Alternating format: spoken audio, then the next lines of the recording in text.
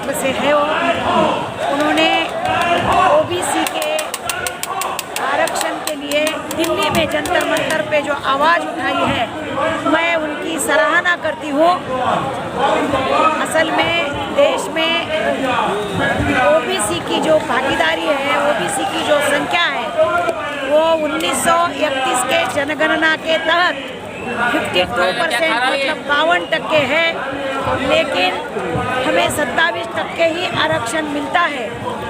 हमारी ये मांग है कि हमें 52% अगर हम संख्या में देश में हैं तो 52% ही हमें, जितनी आबादी उतनी ही हमें रिजर्वेशन मिलना चाहिए।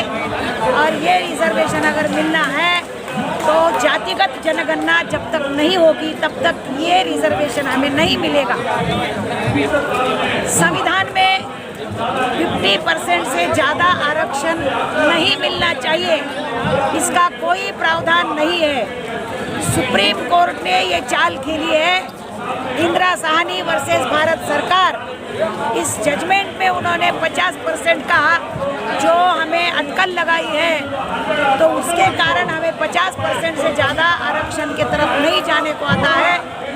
जब तक हमारी जातिगत जनगणना नहीं होगी तब तक हमें आरक्षण नहीं मिलेगा। हमारे प्राइम मिनिस्टर साहब ने, मोदी साहब ने सुप्रीम कोर्ट में 100 रुपये के बॉन्ड पर लिख कर दिया है कि हम जातिगत जनगणना नहीं कर सकते। इसका मतलब है कि भारत सरकार की नीयत में कहीं न कहीं खोट है, और इसीलिए जो आज देश का हिस्सेदार ओबीसी है, उस ओबीसी को दर-दर भटकना पड़ रहा है।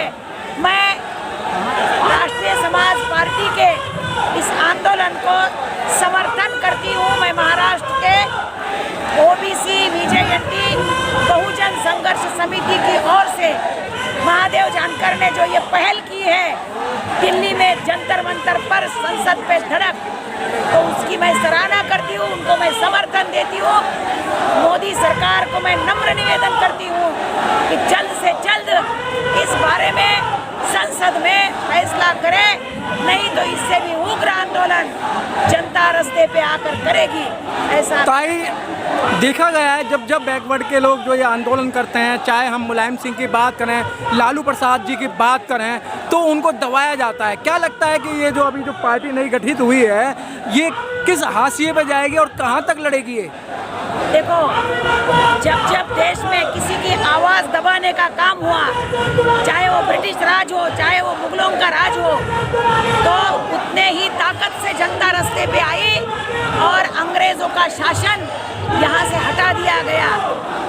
हमारी आवाज़ अगर कोई दबाने की प्रयास करता होगा तो ये देखो सैलाब, आज ये तो झांकी है, लेकिन इसके बाद ओबीसी बहुत बड़े तौर पे रास्ते पे आएगा। वो जाग रहा है, वो अभी तक नींद में था, उसको जगाने का काम हमने किया है, हम कार्यकर्ता ने किया है। तो मुझे ऐसा लगता है कि हमारी आवाज़ कोई दबा नहीं सकती, क्योंकि जनता की आवाज़ है। सुशीला ताई जी, अभी तक जितने भी समाज सेवी हुए ओबीसी के हुए, अगर मैं सावित्रीबाई फुले की बात करूं तो बैकवर्ड से आते हैं, साहू जी महाराज जी बैकवर्ड से आते हैं। क्या इस समाज ने अपने महापुरुषों को नहीं पढ़ा और आज ये जातिगत आंदोलन की बात कर रहे हैं? नहीं, जातिगत आंदोलन की बात नहीं कर रहे हैं। मुझे ऐसा लगता है कि कोई थोड़ा सा प्रॉब्लम है, लेकिन सावित्रीबाई फुले हो, महात्मा ज्योतिबा फुले हो, नारायण गुरु पेरियार हो, नारायण गुरु हो, हमारे बिहार के जो मुख्यमंत्री बने थे कर्पूरी ठाकुर जी, जिन्होंने कुछ ओबीसी का आरक्षण जिस वक्त नहीं था, उस वक्त भी साइकिल पे घूम के बिहार का सीएम पद तक वो पहुंच गए थे जी। तो जो ओबीसी के नेता है वो बहुत होशियार है, होनहार है, लड़ाकू है, और वो लड़ते हैं। कोई जेल को वो अभी तक नहीं डरे हैं। लालू प्रसाद को जेल में डाला भी तो वो डरे नहीं, अभी भी वो डट के इस सांप्रदायिक ताकतों के खिलाफ लड़ रहे हैं। ताई, ये जातिगत जनगणना जरूरी है इस समय या संविधान को बचाना जरूरी है? देखो, संविधान बचेगा तो देश बचेगा। संविधान इनके पास खड़े हो जाओ। बचेगा हाँ। तो देश बचेगा।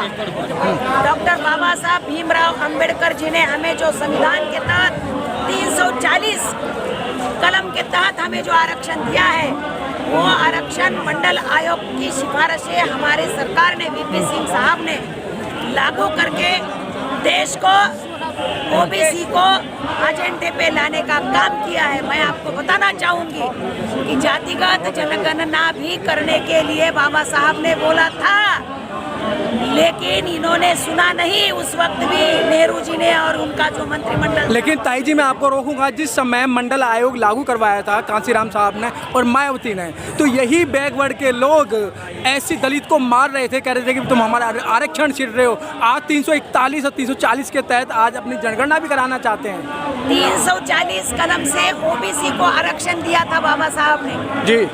341 से एससी को दिया था और 342 कलम से एसटी, जो आज हमारी द्रौपदी मुर्मू भाई राष्ट्रपति बनी है, वो एसटी मतलब ट्राइब्स, शेड्यूल्ड ट्राइब्स, इनको दिया था।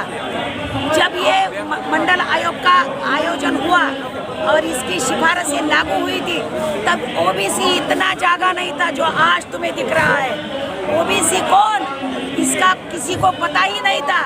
ओबीसी का मतलब, जब इनको मालूम हुआ तो ये रास्ते की लड़ाई लड़ रहे हैं। ओबीसी का मतलब जो पिछड़े हैं, अति पिछड़े हैं। ओबीसी का मतलब इस देश का साली, नाई, धोबी, पिंजारी, बंजारी, धनगर, हटकर, माली, तेली, कुनबी, ये लोग ओबीसी में आते हैं। लेकिन इनको ही पता नहीं था कि यह हमारे लिए लगा है। पता नहीं है, बाबा साहब को नहीं पढ़ा इन्होंने। इसीलिए मैं आपको आगे बता रही हूँ। जब वीपी सिंह 91 में हार गए लोकसभा का, देश का चुनाव, एक सभा ने वीपी सिंह साहब ने बोला था, मेरे जनाजे में सारा जहां आया था, मेरे जनाजे में सारा जहां आया था, लेकिन वो नहीं आए थे जिनके लिए मेरा जनाजा निकला था। वाह, बहुत अच्छी बात। ओबीसी के लिए, जिस पिछड़ों के लिए हमारा सरकार शहीद हो गया। भारतीय जनता पार्टी ने हमारे सरकार को 11 महीने में गिराया और अटल जी बोले, जब ये लागू हुआ, जब 7 अगस्त 1990 को लोकसभा में इसका जब बोला गया कि इसको हमने सिफारिशें स्वीकार ली, तो अटल जी का बयान है, उस वक्त अटल जी बोले, देश क्या दूसरा पार्टीशन हुआ, देश की फायने हो गई, जैसा ही भारत पाकिस्तान हुआ। अडवाणी जी बोले कि आपने मंडल निकाला तो हम कमंडल लेके घूमेंगे, और उन्होंने सोरठी सोमनाथ से रथ यात्रा निकाली और ये रथ यात्रा निकाल कर हमारे मंडल आयोग को, ओबीसी आरक्षण को इन्होंने विरोध किया है। ये इतिहास है इस मंडल आयोग का। भाई क्या लगता है इस आंदोलन से इस समय जो वर्तमान में बीजेपी सरकार चल रही है उसके कानों पर जूं रहेंगे कि? देखो, जब जनता रास्ते पे आई है तो बड़े बड़े तानाशाह भी हार गए हैं। हिटलर को खुद को आत्महत्या करनी पड़ी है। ऐसा नहीं है। हमारा लोकतंत्र, हमारा संविधान इतना ताकतवर है कि कितना भी बड़ा डिक्टेटर यहाँ बैठे, उसके ताकत को हमने अभी ललकारने को काम शुरू किया है। इंदिरा गांधी ने जब 25 जून को 1975 को इमरजेंसी लगाई थी, हम 19 महीने हम जेल में गए। हमारे सभी समाजवादी नेता, लालू प्रसाद यादव, शरद यादव, हमारे मुलायम सिंह यादव, जनेश्वर मिश्रा, सैकड़ों के नाम मैं आपको बता सकती हूँ, जयप्रकाश नारायण, हमारे ex prime minister Chandrashekhar ji, इनको भी जेल में डाला था, लेकिन वो जेल को भी उन्होंने स्वीकारा। और 19 महीने के बाद जब वो बाहर आए तो देश में सत्ता परिवर्तन करके इंदिरा जी को हमने घर को बिठाया है। हमारा जनता के ताकत पे विश्वास है। जनता जब उठेगी तो बड़े बड़े लोग भी घर में चुप के बैठेंगे, ऐसा मुझे लगता है। लेकिन ताई, मैंने अभी तक देखा है, मैं 22 साल से रिपोर्टिंग कर रहा हूँ, जनता मात्र 5 दिन, 7 दिन, 1 महीने तक याद रखती है। उसके बाद में सारे अपने जो किए कर्म होते हैं ना, सबको भूल जाती है। फिर उन्हें एक ही चीज़ याद आती है, 5 किलो राशन फ्री में मिलना चाहिए। नहीं नहीं, मैं आपको यहाँ पर टोकूंगी। हमने 1 साल भर किसानों का आंदोलन रास्ते पे देखा है। 1 साल रास्ते पे बैठे। 1 साल 2 महीने, ये 1 साल 2 महीने किसान रास्ते पे बैठा, हजारों लाखों की तादाद में बैठा। रही बात राशन की, ये तो टेम्पररी है, ये नहीं चाहिए हमको। हमें तो असल में अच्छी जिंदगी जीने का हक चाहिए, लेकिन टेम्पररी जैसे 2 किलो राशन, 5 किलो राशन, 6,000 रुपया सालाना लेकर हमें गुलाम बनाने की जो साजिश है, ये साजिश हमें पसंद नहीं है। हम इसको विरोध करते हैं कि ये नहीं हमको चाहिए, हमें स्वाभिमान चाहिए। जब ताई आपको लाखों लोग देख रहे हैं, इंडिया ही नहीं आपको विदेश के लोग भी देख रहे हैं, जिस तरीके से पूरे भारत के अंदर तानाशाही चल रही है और महंगाई बड़े पैमाने पे चल रही है, तो आप क्या संदेश देना चाहते हैं? देखो, हर जोर जुल्म के टक्कर में संघर्ष हमारा नारा है।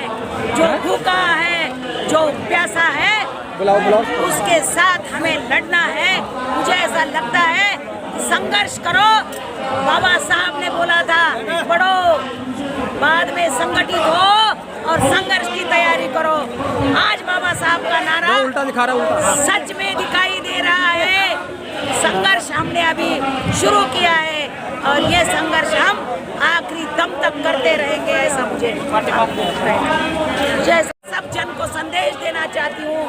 साथियों, मैं आपको नम्र निवेदन करती हूँ साथियों कि आप पिछड़ा अति पिछड़ा के गलत फहमी में मत जाओ, संगठित हो जाओ। ओबीसी के सभी नेता ने संगठित होकर ये मोदी साहब को ललकारने का काम ये करना चाहिए, ऐसा मुझे लगता है। धन्यवाद।